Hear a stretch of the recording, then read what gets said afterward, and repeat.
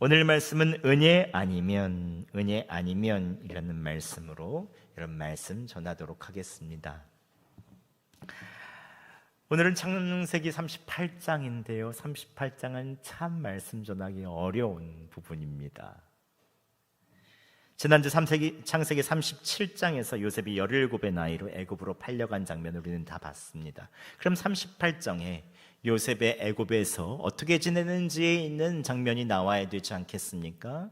그런데 갑자기 요셉의 이야기가 아니라 요셉의 형 야곱의 넷째 아들인 유다의 이야기가 38장에 불쑥 튀어나옵니다.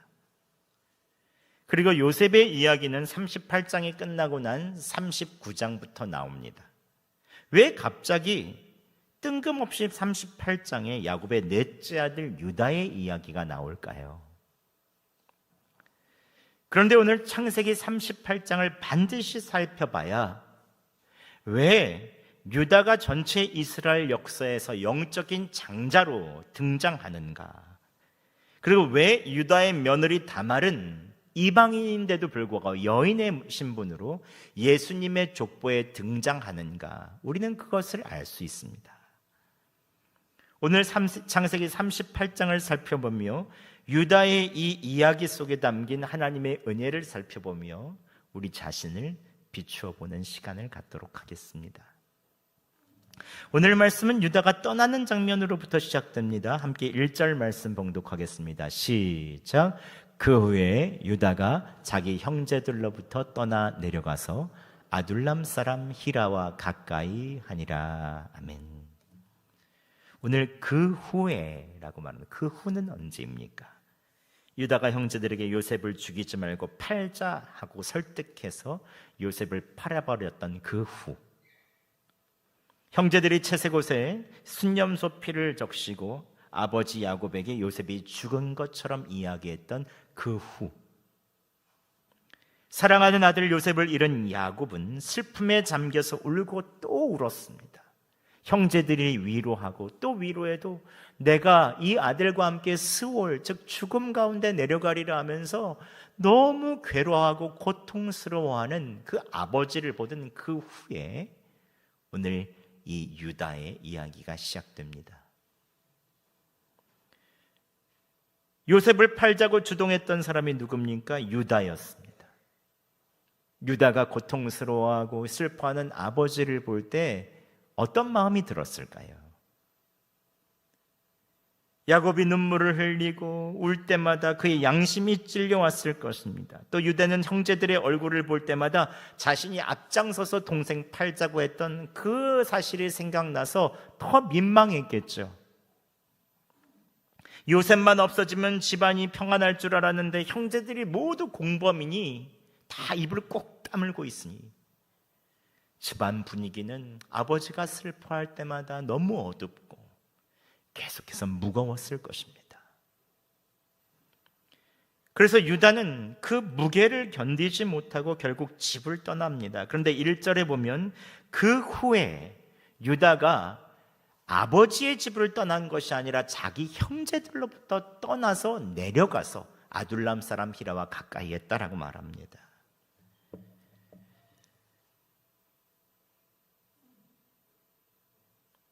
믿음의 자손들이 대대로 살았던 헤브론에서 내려와 아둘람 사람 히라와 가까이 하고 아둘람에서 삽니다. 아둘람은 어디입니까? 가나안 큰 성읍이 31개가 있었는데 그 중에 우상을 섬기는 한 성읍, 큰 성읍 중에 하나가 아둘람이었습니다. 즉 본인이 있는 형제들 가운데 있어서 있는 양심의 찔림과 죄책감에서 벗어나기 위해 믿음의 집안을 탈출해서 전혀 신앙을 가지고 있지 않은, 신앙과 관계없는 친구와 가나안 땅에서 이제 머물러 살기 시작한 것입니다. 아버지의 집이 아닌 이 형제들에게 있어서 떠나왔다라고 하는 것은 이 유다에 있어서의 마음에 이 양심과 많은 가책들이 얼마나 무거웠는지 짐작하게 합니다. 그런데 거기서 유다가 결혼합니다. 근데 그 이야기가 너무 간단합니다. 2절에 이렇게 말합니다. 유다가 거기서 가나안 사람 수아라 하는 자의 딸을 보고 그를 데리고 동침하니. 여러분, 성경에선 결혼이 참 중요합니다. 아브라함이 이삭의 며느리감 리브가를 구할 때 창세기 24장 한 장을 다 할애해서 어떻게 그의 며느리감을 구했는지 이야기합니다. 또 야곱도 부인 레아와 라헬과 결혼할 때의 과정을 계속해서 보여주듯 이렇게 성경에서 한 믿음의 가정의 결혼은 굉장히 중요합니다. 여성과 결혼하여 한 몸이 되는 것을 그렇게 중요시 여기죠. 그런데 오늘 유다의 결혼에 대한 이야기는 단 한 줄입니다. 이름도 알려지지 않은 가나안 사람, 그냥 수아의 딸을 보고 데리고 동침했다. 결혼했다는 이야기도 없습니다. 그냥 눈이 맞아서 동거한 것 같습니다. 유다는 가나안 여인과 또 결혼해서 세 아들 엘오난 셀라라고 하는 세 아들을 낳습니다. 그런데 5절에 보면 그때 거십에 살았다라고 말합니다. 거십이란 히브리어로 실망, 거짓, 잘못이라고 하는 뜻을 가진 도시입니다. 여기서는 상징적인 의미가 있습니다. 이전에 야곱은 베델, 즉 베트 집, 엘 하나님의 집으로 올라가서 제사했습니다. 그리고 나서 헤브론에 가서 살았습니다. 헤브론은 교제, 연합이라는 뜻이 있거든요. 하나님과 연합하여 또 형제들과 믿음의 사람들과 함께 교제하면서 지내는 곳, 이게 헤브론이죠. 근데 오늘 이 유다가 하나님과의 교제의 도시에서 내려와 이 실망 가득한 곳, 자유롭고 해방이 있을 줄 알았는데, 죄책감에서 벗어날 줄 알았는데 더 큰 실망과 거짓과 상처가 있었습니다. 어떤 실망과 어떤 아픔이 유다에게 있었습니까? 첫째 아들 엘이 장성하니 유다가 장자 엘을 위해서 며느리 다말을 드립니다. 근데 유다의 장자 이 엘이 여호와 앞에서 얼마나 악한지 그가 바로 하나님께서 죽이셨다라고 나옵니다. 여러분, 하나님께서 약속의 자손들 웬만해서 심판하지 않으시고 죽이지 않으십니다. 회개하고 돌아오기까지 오래 인내하고 참으십니다. 근데 맏아들 엘이 얼마나 악하고 얼마나 우상을 섬기고 얼마나 힘들게 했으면 하나님께서 그를 죽이셨겠습니까? 그래 더 마음이 아픈 것은 둘째 아들, 유다의 둘째 아들도 죽고 맙니다. 당시 첫째 아들이 죽으면 둘째 아들이 형수를 책임지고, 즉 계대 결혼, 그 뒤를 이어서 결혼하는 풍습이 있었습니다. 근데 문제는 둘째 아들이 형수와 결혼해서 아이를 낳으면 이 아이는 형님의 아이가 됩니다. 그러니까 형님이 죽으면 내가 그 재산을 다 가질 줄 알았는데 가지지도 못하고 그냥 형님의 가문에 애만 낳아주고 뺏기는 것입니다. 분명히 나의 씨인데 첫째 형의 아들이 됩니다. 그리고 그 재산은 그 아들이 갖습니다. 그러니까 둘째 아들 오나는 그 욕심을 가지고 형수와 성관계는 맺되 땅에 설정을 합니다. 그래서 영어로 둘째 아들 오난을 따라서 오나니즘이라고 하는 것이 바로 이 자위행위를 말하죠. 자신의 욕심으로 인해서 믿음의 자손의 명맥을 끊으려고 할 때 이때에 하나님께서 이것을 굉장히 악하게 보십니다. 그래서 둘째 아들도 죽습니다. 여러분, 갑자기 두 아들을 잃어버린 아버지의 마음이 어땠을까요? 유다는 사랑하는 아들 요셉을 잃은 아버지 야곱의 마음을 이때 어렴풋하게 이해하지 않았을까요? 그런데 유다는 자식들이 악해서 죽었다고 생각하지 않았던 것 같습니다. 며느리 다말이 문제가 있다고 생각한 것 같습니다. 혹시라도 막내 아들까지 다말과 계대 결혼을 시키면 죽게 될까 봐 그를 친정으로 보냅니다. 11절 말씀 저희가 함께 봉독하겠습니다. 시작. 유다가 그의 며느리 다말에게 이르되 수절하고 내 아버지 집에 있어 내 아들 셀라가 장성하기를 기다리려 하니 셀라도 그 형들같이 죽을까 염려함이라. 다말이 가서 그의 아버지 집에 있으니라. 막내가 어린이 수절하고 있다가 막내가 자랄 때까지 기다리라고 했지만 속내는 막내 아들 너랑 관계하면 죽을 것 같으니까 너 집으로 가라는 것입니다. 유다가 며느리 다말 친정으로 보냈다는 것은 이제 너 안 보겠다는 것입니다. 그런데 며느리 다말을 친정에 보내자마자 어떤 일이 벌어집니까? 12절에 보면 유다의 아내가 죽습니다. 12절 상반절에 이렇게 말합니다. 얼마 후에 유다의 아내 수아의 딸이 죽은지라. 첫째 아들 죽었죠. 그 후에 둘째 아들 바로 죽었죠.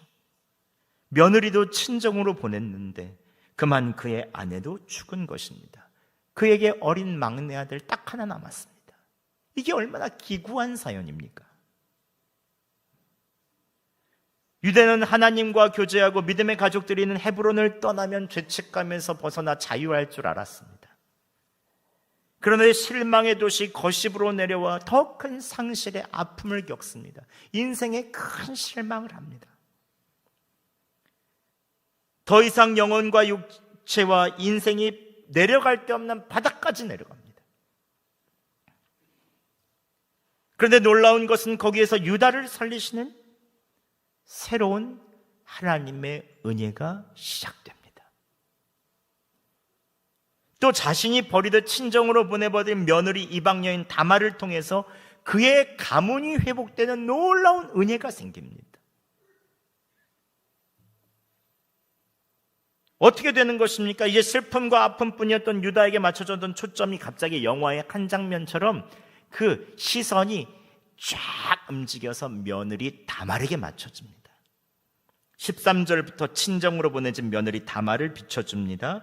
13절 말씀, 어떤 사람이 다말에게 말하되 내 시아버지가 자기의 양털을 깎으려고 딥나에 올라왔다 한지라 라고 말해줍니다. 그런데 그때 다말이 그의 시아버지 유다가 부인을 잃고 양털을 깎으러 딥나로 갔다는 말을 들은 이후에 며느리 다말이 결심을 합니다. 어떤 결심을 합니까? 내가 유다 가문의 대를 잇기 위해서 시아버지의 아이를 임신해야겠다. 당시 가나안 풍습에 따라서 처갓집에 보내진 여인은 다시 재혼하면 됐습니다.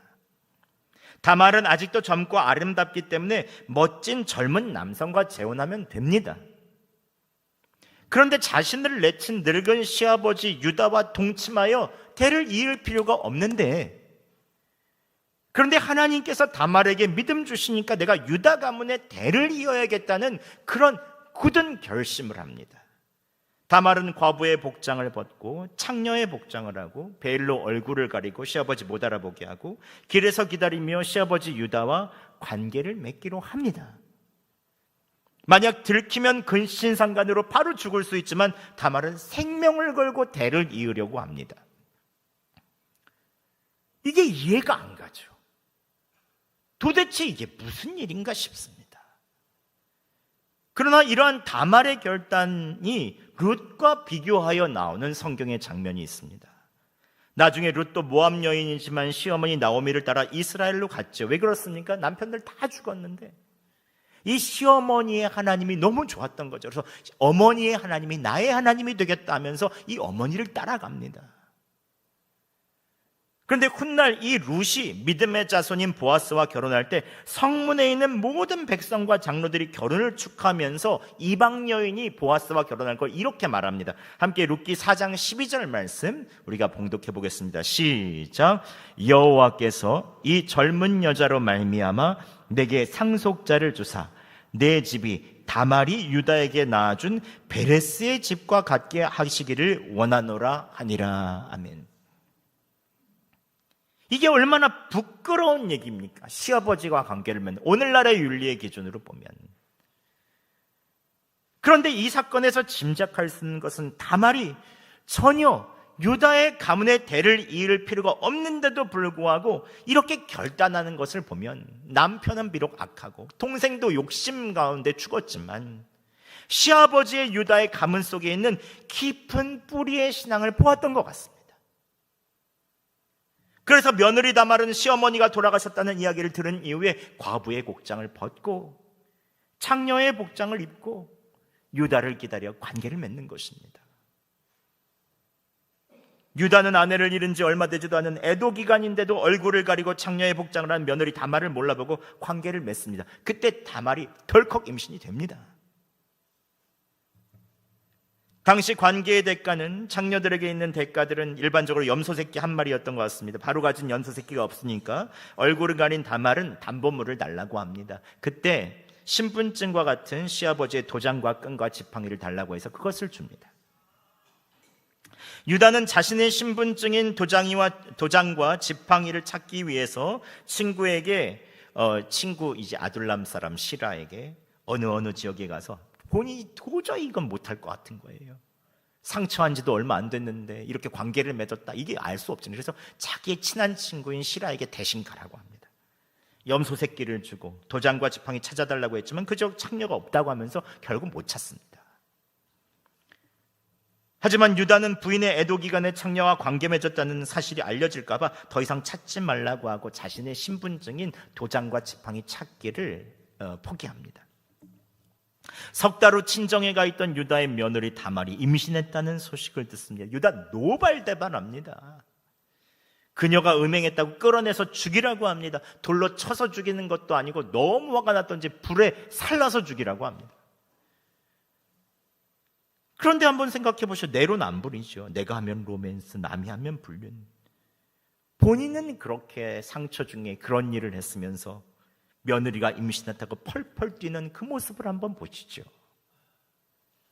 그런데 그때 어떻게 합니까?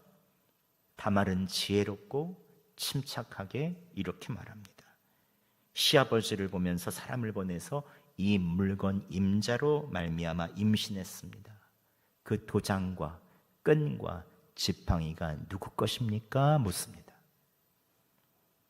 그 순간 유다는 그것이 자기 것임을 단번에 알아보고 이렇게 고백합니다. 함께 26절 말씀 저희가 봉독해 보겠습니다. 시작. 유다가 그것들을 알아보고 이르되 그는 나보다 옳도다. 내가 그를 내 아들 셀라에게 주지 아니하였음이로다 하고 다시는 그를 가까이 하지 아니하였더라. 아멘. 그 순간 유다는 자신의 죄를 인정합니다. 그는 나보다 옳도다. 유다는 자신의 잘못을 부인하거나 이거 내 거 아니다, 며느리 다말에게 죄를 다 뒤집어 씌워가지고 자신의 죄를 피하려고 하지 않습니다. 공개적으로 자신의 잘못을 시인합니다. 내가 며느리를 임신시킨 창본인이다. 셋째 아들 주겠다고 해놓고 약속을 지키지 않았던 시아버지다. 내가 아내 죽었는데도 불구하고 창녀와 동침하려고 하다가 이렇게 된 수치스러운 사람이다 라고 하면서 나보다 그가 옳도다라고 말합니다. 다말의 행동이 욕정을 채우려고 한 것이 아니라 자신의 가문을 잇기 위한 생명을 건 믿음의 결단임을 인정하고 자신이 회개하는 것입니다. 26절에 보면 유다가 다시는 며느리와 동침하지 않죠. 그런데 여러분 한번 생각해 보시죠. 오늘날 우리의 윤리의식으로 이 이야기를 보면 이게 뭐냐라고 얘기할 수 있죠. 도대체 성경의 이야기가 왜 이런 얘기가 나오냐. 나 뜨거워서 제가 그래서 가정예배제도 이번 주에 못 만들었어요. 아이들과 어떻게 이것을 나눕니까? 구역예배제는 나눴는데 제가 그래 가정예배제는 안 만들었어요. 그래서 단일 기도로 대체하라고 했습니다. 얼마나 낯이 뜨겁습니까? 하나하나 모든 이야기들이 가나안 풍습에 있는 것을 그대로 따라하는 것이 아니겠습니까? 그런데 여러분 한번 우리가 주목해서 봐야 하는 것은 무엇입니까? 바로 하나님의 은혜입니다. 유다가 헤브론을 떠나서 실망의 도시, 거짓의 도시인 거십에서 아들 잃고 아내 다 잃고 수치를 당하고 다 나서 자신의 죄를 자신의 입술로 고백하는 그 순간, 회개하는 순간 하나님께서 그를 다시 사용하여 주실 것입니다. 다윗 왕의 조상이 되게 하시고 심지어 먼 날 예수님의 조상이 되게 하십니다. 게다가 믿음을 가지고 생명을 걸고 대를 이으려고 했던 이방 여인이 다말의 이름까지도 예수님의 족보에 올라가는 큰 영광을 얻죠. 하나님께서 하나님의 품을 떠나 죄 가운데 있는 한 인간이 회개할 때 모든 것을 용서하시고 약속의 자손으로 회복시켜 주시는 그 하나님의 은혜를 이 유다를 통해서 보여주시는 것입니다. 이 유다의 이야기는 우리에게 은혜가 무엇인지를 보여주는 것이죠. 오늘날 사는 우리들도 예수 그리스도 믿고 구원받은 그리스도인이고 하나님의 자녀라고 하지만 유다처럼 여전히 잘못하고 여전히 실수도 많고 마음의 상처와 그리고 더욱더 음흉한 본성을 가지고 있을 때가 있습니다. 남들은 모르는 내 마음에 그런 것들이 있죠. 심지어 상처를 받으면 믿음의 공동체인 교회를 떠나서 살기도 합니다. 유다처럼. 계속된 상실의 아픔, 고난의 일들이 계속 닥쳐와도 깨닫지 못하고 바닥까지 내려갈 때까지 회개하지 못하는 우리의 본성이 있지 않습니까? 유다가 믿음의 형제들이 살던 헤브론을 떠나듯 상처받고 교회를 떠나는 사람들이 얼마나 많습니까? 그러나 유다가 입술로 자신의 죄를 인정하고 고백하면 하나님께서 용서해 주시듯 우리가 여러 가지 인생의 아픔, 상실, 깨어짐, 경제적인 어려움, 나의 실수, 이것들에 하나님께서 내 음성을 듣고 회개하고 돌아오기만 하면 하나님께서는 모든 것을 용서하시고 은혜를 베풀어 주십니다. 그리스도인은 이 회개의 은혜가 있기에 이 세상을 살아나갈 수 있는 것이죠. 하나님께서 유다가 그는 나보다 옳도다, 모든 사람들 앞에서 공개적으로 나의 죄를 인정한 이후 그의 삶을 180도 바꿔주십니다.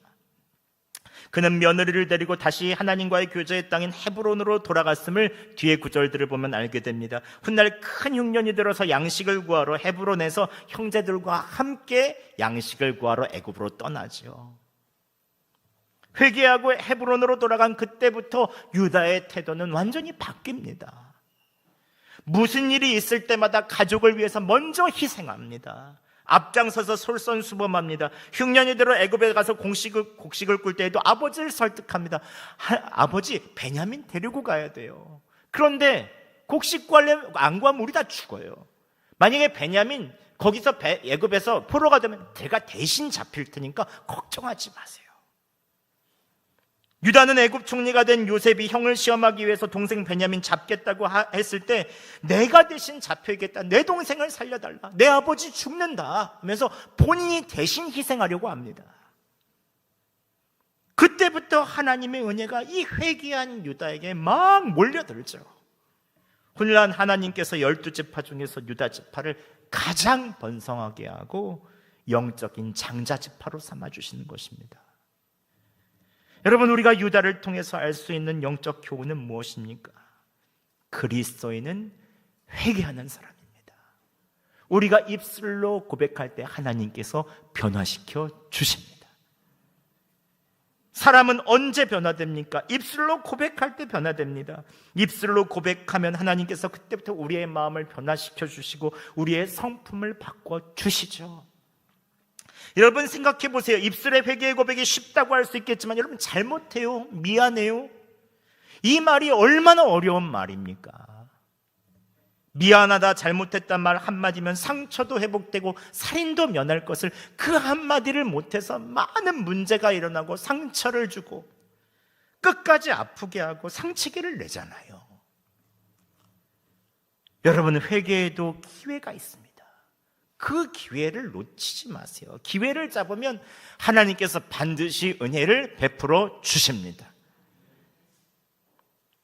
우리는 성경에서도 회개의 기회를 놓치는 것이 얼마나 놓치지 않는 것이 얼마나 중요한지를 알게 되죠. 요나가 아수르의 수도인 니느웨에 가서 회개하라는 하나님의 말씀을 전합니다. 그 극악한 아수르 왕부터 니느웨의 모든 백성들이 다 회개하죠. 그때 하나님께서 그 성을 용서하시고 은혜를 베풀어 주십니다. 아무리 악한 성 아수르에서도 니느웨도 회개의 기회를 잡으면 하나님께서 구원해 주시는 것입니다. 그러나 그 기회를 놓치면 점점 죄의 종이 됩니다. 오늘 유다의 첫째 아들 보세요. 회개의 기회를 놓치고 그는 계속해서 죄의 종이 됐던 것 같습니다. 첫째 아들이 얼마나 악했으면 하나님께서 그를 죽이셨다라고 말하겠습니까? 하나님께서는 우리가 죄의 종이 되지 않기를 원하십니다. 어떻게 해서든지 건져주시기를 원하시죠. 사실 하나님께서는 유다에게도 돌이키라는 기회를 여러 번 주셨습니다. 첫째 아들 엘이 너무 악하여 죽었을 때 유다는 돌이킬 수 있었죠. 그러나 유다는 하나님의 음성을 듣지 못했습니다. 양심의 가책이 있을 때 빨리 돌이켜야 했습니다. 그런데 또 둘째 아들이 죽었습니다. 유다가 그때 돌이켜야 합니다. 그런데 그 며느리에게 죽음의 원인을 돌리고 며느리 쫓아버리고 회개하지 않죠. 세 번째 기회도 놓칠 뻔했습니다. 관계를 맺었던 며느리가 임신하고 자신의 도장 반지가 발견되고 큰 수치가 드러났을 때 그는 비로소 회개의 기회를 잡았습니다. 내가 나보다 옳다. 내 다 수치다. 유다가 며느리에게 죄를 다 뒤집어 씌우고 안 그런 척할 수 있었습니다. 그런데 자신의 죄를 공개적으로 다 고백하고 입술로 나타내죠. 하나님은 유다와 한 번도 함께하지 않으신 적이 없었습니다. 유다가 몰랐던 거죠. 계속 기회를 놓치고 있다가 마지막 결정적일 때 그 기회를 잡았습니다. 여러분, 사람이나 돈이나 상실의 아픔이 있을 때, 무언가를 계속해서 잃어버리고 있을 때, 우리 안에 사건 사고가 날 때, 수치를 당할 때, 그때 하나님의 음성을 들어야 합니다. 그때가 회개의 기회입니다. 하나님께 돌이켜야 될 사인이죠. 그때 기회를 놓치면 점점 더 죄의 종으로 가게 됩니다. 빨리 주님의 공동체는 헤브론으로 올라가야죠. 나중에 돌이킬 수 없을 정도로 힘든 지경에 이르게 됩니다. 하나님께서 심판을 미루시는 까닭은 우리에게 회개의 기회를 주시기 위해서입니다. 이 세상과 영원한 지옥 사이에 결정적인 차이점이 한 가지가 있는데, 이 세상에는 회개할 기회가 있는데 지옥에는 회개할 기회가 없다는 것입니다. 예수님의 제자인 가룟 유다는 자신의 죄를 깨닫고 후회했지만 입술로 고백하지 않았습니다. 돌이키지 않고 결국 자살하고 말죠. 하지만 예수님의 조상인 유다는 회개의 기회를 놓치지 않고 그 기회를 붙잡습니다. 그때 하나님께서 약속하신 축복의 길이 열리죠. 말씀을 맺겠습니다. 오늘 말씀은 은혜 아니면입니다. 은혜 아니면 우리가 어떻게 살아갈 수 있겠습니까? 여러분, 가룟 유다가 회개의 기회를 잡았을 때 하나님께서 그에게 용서의 은혜를 베푸신 것처럼 이번 한 주 여러분의 모습 그대로 받아주시는 주님 앞으로 나아가 회개의 은혜를 누리시기 바랍니다. 내 안에 하나님께서 말씀하신 것이 있다면 빨리 십자가 앞으로 나아가시기 바랍니다. 주님께서는 이미 우리를 위한 죄짐을 다 져주시고 모든 것을 해결하여 주셨고 믿음으로 나아가는 사람들을 의인이라고 말씀해 주십니다. 그 주님의 은혜 안에 거할 때 우리는 점점 의인이 되어 가는 것입니다. 이미 성취해 놓으신 그 주님의 은혜 안에 있을 때 우리는 조금씩 주님을 닮아 나가게 되죠. 이번 한 주 회개의 은혜를 누리는 여러분들을 주님께서 새롭게 하여 주시고, 여러분들을 예수님의 족보에 다 이미 올리신 주님께서 여러분들을 축복하여 주시기를 예수 그리스도의 이름으로 축원합니다. 아멘.